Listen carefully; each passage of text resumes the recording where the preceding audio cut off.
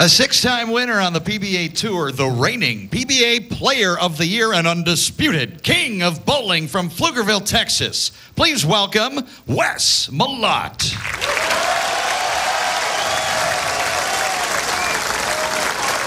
Wes, not only the reigning Player of the Year, also the reigning winner of this tournament. He won the Atonic Marathon Open last season when it was held in Indianapolis. Beat Ronnie Russell, 248-195 for that title.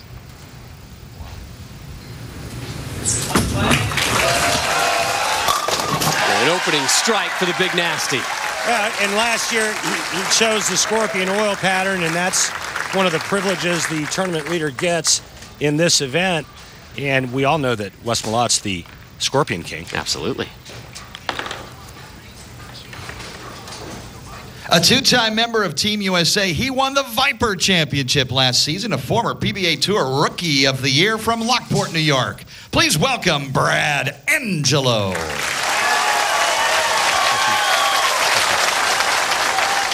So Brad, his first television appearance this season. This will be the best finish to date for him, his 8th top 20 finish, his 4th top 10 of the season.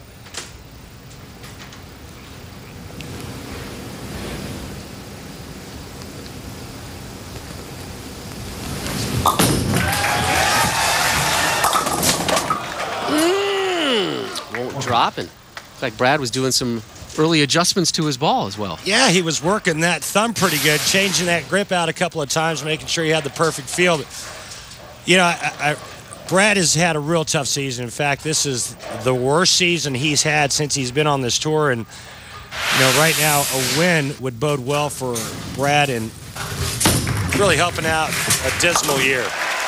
We asked him yesterday what a win would equal. He said, well, it would cap off a horrible season. Far and away the worst season I've ever had since being a pro. Worse across the board. And this is a tough tournament to excel at. All the different oil patterns thrown at you over the course of 5 days. All these games, the cuts, 53 games, 5 days. They concluded on the Dick Weber oil pattern yesterday, which is the pattern that your top seed Mike Scroggins selected to be used today in the finals. And Rob, I think you said it best in the Open when you touched on endurance and versatility, because let's face it, you bowled 53 games in 5 days over 7 different oil patterns. You better have endurance and versatility. And a little luck wouldn't hurt either. First frame, Brad Angelo leaves a shaker 4 and he comes back with a solid 8. And again, you know, why kick a guy when he's down? I mean, has he not gone through enough this season? Throws a great shot there. You see the 8-pin, last pin on the deck. But it certainly doesn't hurt to get some breaks as well.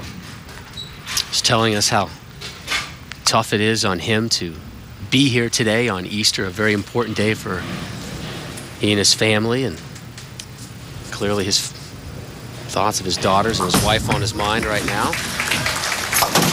So back-to-back spares for Brad Angelo. Time now for our Lumber Liquidators Know the Wood. Randy? Well, it's the Dick Weber oil pattern, and it's 39 feet in length. You'll see the right-handers trying to play the track area. That'll be anywhere between the 8th board and the 3rd arrow. Mike Scroggins is going to have the left side of the lane to himself. He's going to be playing in between 1st and 2nd arrow, probably closer to 1st. The interesting note, though, is Mike Scroggins did have the highest average on the Dick Weber oil pattern, but it wasn't his highest average of the week. He actually averaged higher on Chameleon, but he felt there was a bigger dispersion between averages on the Dick Weber. He felt like he had more of an advantage on the Dick Weber. Is there more of an advantage for lefties overall on that oil pattern? You look at the numbers, and I think they speak for themselves. He averaged 244 on the Dick Weber oil pattern. The next closest average of our top 5 players was 231 by Pete Weber. Again, we're talking about Mike Scroggins, your top seed today. Should he win in the title match, he will be your Player of the Year. If not, the honor will go to 50-year-old Walter Ray Williams Jr. Here is Wes Malott, who, for at least the next 86 minutes, is still your Player of the Year.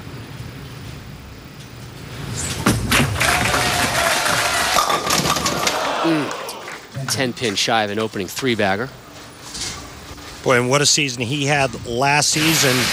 But it's been a struggle as well for Wes Malott in terms of timing. He's been in and out of timing all season long and has not yet won, although it's been a steady campaign for 09 and 2010. Wes Malott still looking for that first title.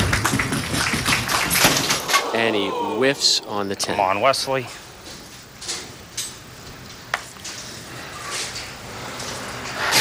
And this is just getting back to that timing and some swing issues that I just got done talking about. Wes has been missing a lot of spares like this. He's been having trouble making good shots. And right now, an early open frame for Wes Malott in the third. So Angelo will step up in the bottom of the third, seeking his first strike of match number 1.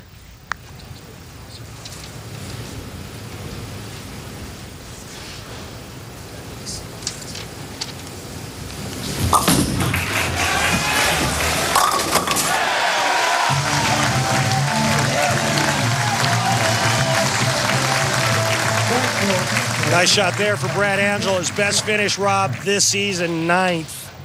But you know what? He's got a great attitude. He says, I'm coming in with no expectations. And, you know, if I win, I win. If I climb the ladder, that'll be great.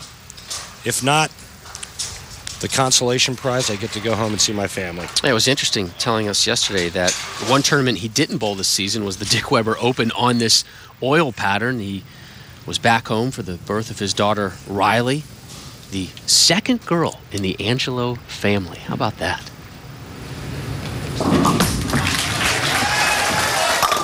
Back-to-back jacks for Brad. And I'll tell you what, Brad Angelo could have easily had 4 in a row to start with tripping a 4-pin and the second frame solid 8 that should have struck. But, you know, Brad has proven out here that he is a versatile player and can bowl on anything.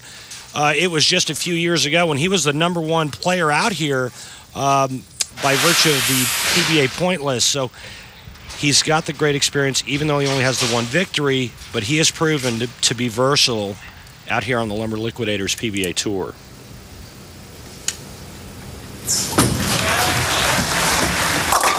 Wes gets back on the strike train in the 4th, and here is the big nasty on his season so far.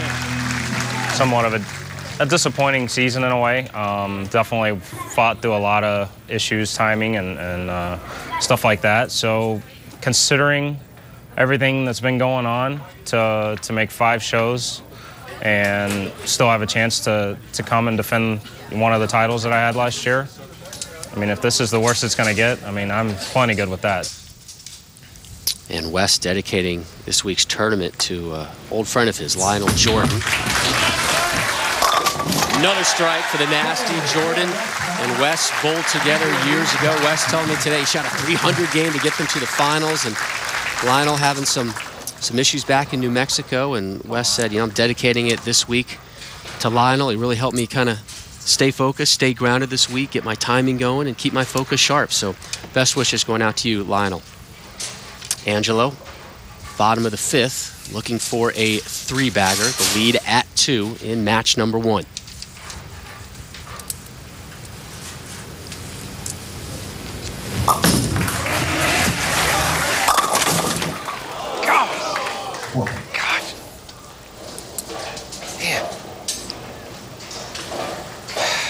Couple tough leaves so far for Angelo. Well, just 2 4-pins on this right lane and the solid 8 on the left lane, but every ball in the pocket. He's making good shots. He's just not giving a whole lot of breaks after 5 frames.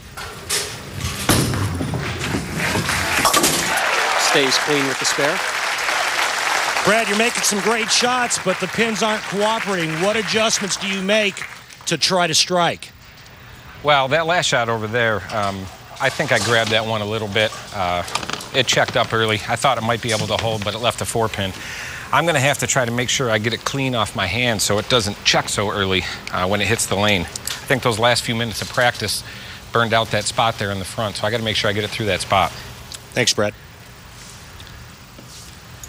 And interesting that he told us yesterday the reason why he bowled so well this week is he felt like it was much easier for him to get his ball through the front part of the lane than it has been the rest of the season. Saying it felt like there was more oil up front.